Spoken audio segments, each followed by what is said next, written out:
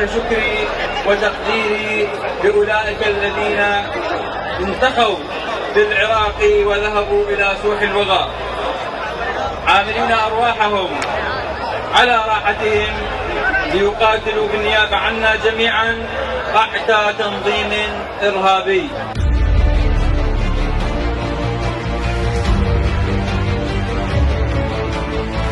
كل الشكر لهذه الحفاوة ومبروك لكم هذا النصر الكبير، وشكرا كبيرا لصناع النصر من أبطال الجيش العراقي الباسل وحشدنا المقدس